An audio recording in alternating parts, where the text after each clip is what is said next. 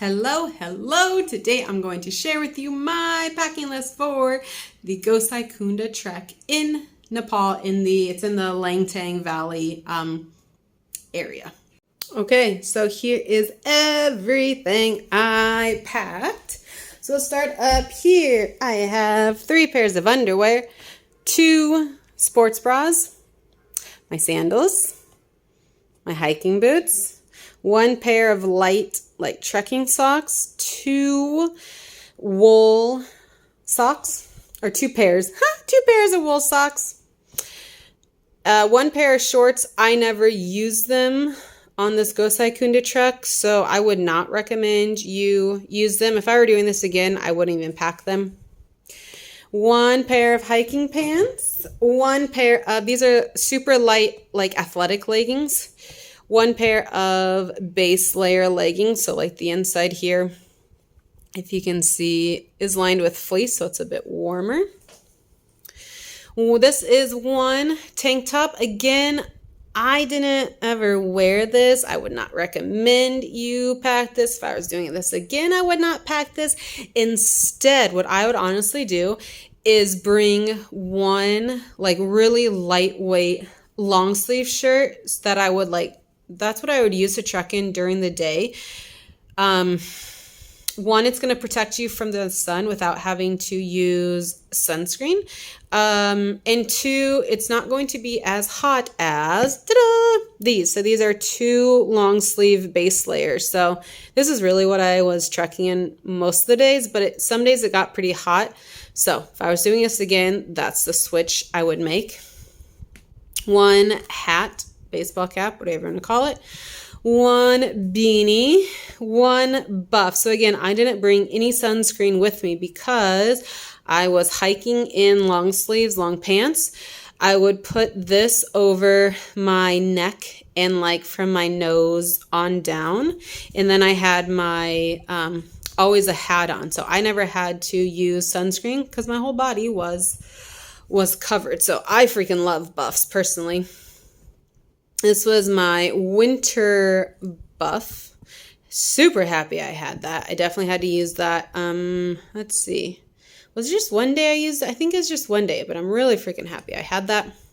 1 pair of light gloves, 1 pair of winter gloves, 1 fleece jacket. My winter jacket. I honestly did not use my winter jacket. I mainly layered my fleece with my rain jacket, and that was enough for me. However, I'm also, I grew up in the cold, so my threshold for cold is probably different than most people. For example, my boyfriend is from Jamaica/Miami, so he definitely used his winter jacket every single day of this trek. I didn't, but I would still definitely bring it with me again, and I would definitely recommend that you pack one as well. So again, this is my rain jacket and my rain pants. Now, again, I went in November. We never got rain, but I mainly use those 2 more for windbreakers because it does get windy there. So I'm definitely happy I had those. And yeah, that's kind of how I used it. Rain cover, never had to use it. Happy I had it. This is my survival blanket. Again, never had to use it. Definitely happy I had it. First aid kit, polarized sunglasses. This is my towel. So it's a quick dry towel. Honestly, it's the size of a hand towel. And you don't need any bigger because when you shower, you just bring your clothes into the shower with you. So this was plenty, more than enough for me. And it was super lightweight and didn't take up a lot of space in my bag. So this is my glasses case for my eyeglasses, my contacts. So my case, my solution, and then extra contacts, my deodorant, my shampoo, my toothbrush. We obviously had toothpaste with us, but we used it up on the trail, so I can't exactly show you that. chapstick that has SPF in it, Clutch, Tiger Balm for you Americans that have never heard of Tiger Balm. Let me introduce you to the greatest thing on this planet. It's basically like icy hot on steroids or on crack. It's amazing. Definitely should use it. Here is my water bottle. So it's 1 liter, and this is how I purified my water. So they're iodine tablets. So what you do is you fill up 1 liter with water, you drop 1 tablet in, and within 30 minutes, the water is purified and ready to drink. So the amount of these that I packed, I usually drank like 4 liters of water per day. So I packed enough for 5 liters per day, just so I had some extra. These are electrolyte tablets. You honestly don't really need them, but there is like 1 or 2 days that we were kind of feeling a little sluggish. So this was nice, just like, I don't know, got us through those times. And then also, it was just something nice to drink that was different than just regular water. Let's see. Oh, this is my headlamp as well as some spare batteries. So not all rooms will have lights in them. So, so that was nice to have. It was also nice, sometimes your dining room is separate than where you're going to be sleeping from. So like at night when you're going back to your room, that was nice so you could see. A lock. So every place that we stayed, all of our tea houses had some kind of lock given to us, but I'm happy I had it because in the off chance wherever you stay doesn't have a lock, I would much rather have my stuff secured than not. So I'm happy I had it, and I will definitely bring it with me in the future. So this is duct tape and then electrical tape. Now, I usually never have to use tape on my trucks. This time I did. My hiking poles broke during our trek. So I had to like jimmy rig them up with this until we got back to Kathmandu. So these are my new hiking poles. You really wouldn't have to use hiking poles. So they're making the Gosaikunda trek a lot more accessible. So like from Laura Bina up to Gosaikunda, like 95% of that section is it is paved. Oh, and also from up to Laura Bina is also paved. So you wouldn't really have to have them, but I am glad that I did. I personally love trekking poles, so happy I had it. And the starting point, your first day on this Gosaikunda trek is freaking steep. Like if you're starting from Dunche, oh my gosh, it's like straight uphill. You will want hiking poles 100%. Okay, moving on. Rubber bands, again, didn't use them. Happy I had them. Extra Ziploc bags just to put stuff in like the shampoo so that if it ever were to burst open, it didn't get everywhere in my bag. It was like confined. We did our laundry on the trail by hand. So we did bring clothespins. Now there's plenty of clotheslines to hang your clothes up, but it's the freaking Himalaya, so it gets windy. So if you don't have clothespins, your clothes might be, all over the lawn or the yard when you wake up in the morning. So we bring clothespins, which are a huge lifesaver. There's 10 in here, which was the right amount for my boyfriend and I. So if you are doing this trek solo, you'll probably just want like 5 or 6 and you'll be good. This is my notebook, so I journaled in it at the end of each day. I also kept track of our expenses here. 2 pins. When we weren't trekking, I obviously wanted to entertain myself. So I read and brought some books. I also like to do puzzles, so I brought this fill-in puzzle. This one is Sudoku. This one is this one is word find. This one's Sudoku, and this one is fill-in. So Yeah, you'll want something to do to entertain yourself when you're not trekking. We brought 2 decks of cards. This is my gimbal, so it's like my stabilizer that I use to hold my phone when I'm recording. Here is my phone charger. So we did not organize any of this through a company. We just trekked on our own. So this is your individual trekkers card for Tim's. If you go with a company or an agency, this will be blue. Because we're on our own, we get the green ones. And then you obviously need the Langtang Valley permit. So once we were trekking, we were never checked for this or the permit at all. However, on your way up to Dunche or Saibrubesi or Tulo Shabru, you will get checked probably like 5 or 6 times on the road through the military people there. So you definitely need it. But once you're trekking, you can just put it away. My fanny pack. This is a nice little addition to this year's trekking list.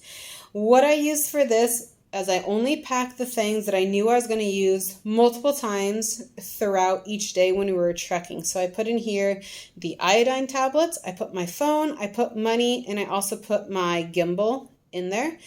So, and I wore it on the front of my body, obviously, for a fanny pack. And it was so freaking nice to just be able to unzip it, get what I needed, and keep going on. Whereas before, like last year, if I needed something, I had to take my, stop, take my backpack off, get it out of my backpack, zip the backpack back up, put it back on, readjust my straps again. It's kind of a hassle. So this was a lifesaver this year. And then we have the sleeping bag. Okay, so we did the Gosaikunda Lake trek over a course of 10 days. Now we super take our time and add in extra rest days, and we're in no rush. Most people will do this in I don't know, probably 5 days or so. Anyways, so I did not bring a hairbrush. 1, I only brushed my hair on the days I shower. 2, on this trek, I would shower every 3 to 4 days. So there's only 3 days I would have used it. And I just didn't see a need for it. I'm on a trek. I'm not out here trying to look glamorous top level. So I didn't pack it. To me, it wasn't worth the weight or the space. The days I did shower, I either didn't wash my hair, or if I did wash my hair, I just let it air dry and then just use my fingers to comb or brush through it. So, yeah, you won't see a hairbrush there. Some things that we packed that are obviously not over here because, well, we use them up would be toilet paper. So, there's no toilet papers provided in the tea houses, but you can easily buy toilet paper all along the trail. So we just started off with 1, and then when that one was used up, then we just buy another toilet paper along the way. We also brought wet wipes. So we like to use wet wipes. They are heavy. They do take up space in your bag, but it's the little luxury item that we bring with us that, it's nice for toilet reasons, bathroom reasons. And also some days, instead of doing a full-on shower, you just wanted to wipe yourself down. So that was really nice to have. What else? Oh yeah, we obviously brought toothpaste, but we've used it all up. So we just brought a little one. That's all you need. Again, toothpaste was very easy to come by along the trail. If you were to run out, you can easily buy some more. For body wash or soap, personally, I recommend that you just bring a bar of soap. It's small, it's lightweight, it does the job, but my boyfriend is a bit smellier. He's a stinky kid. And so soap doesn't work for him. So we bring body wash for that reason, so that he smells like a normal human being. But I don't recommend other people to bring body wash. It's super heavy, and it takes up unnecessary space in your backpack. Um, we also brought two big Ziploc bags, one for each of us for our breakfast in the morning, along with one little piece of foil. So we are not hungry first thing in the morning. So what we do is we get our breakfast to go. We'll hike for like 2 or 3 hours in the morning and then eat breakfast on the trail. So we usually order like hard-boiled eggs and bread. So we'd put the bread into the foil paper and then put that into the Ziploc bag. So if you eat first thing when you wake up, or like you're going to eat your breakfast at the tea house, you don't need the big Ziploc bag or the foil. But if you want to take it to go, then you should probably pack that.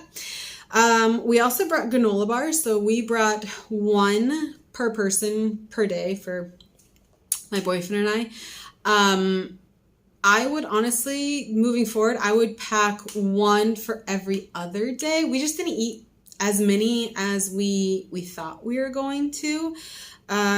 We also had a battery pack. So not every place will have electricity or will have outlets for you. So a battery pack is really nice to have for those nights that don't have power for you. And yeah. Oh, and then of course we brought money. You'll want to break that money down. You don't want to go into these places and like only have the largest denomination or the largest note. Because you don't want to they might not have change for you, right? You don't want to wipe out an entire village just because you don't have change. So we always change our money down into the smaller notes in Kathmandu before we leave, whether we do that at a bank or we're just, we'll just pay with the bigger notes in Kathmandu and just keep holding on to all of the smaller notes. So we had a Ziploc bag that was just for our money, and then we split it up. We put half of it in Anthony's bag and half of it in my bag. That way, if something were to happen to one of our bags, we're not fully out of money.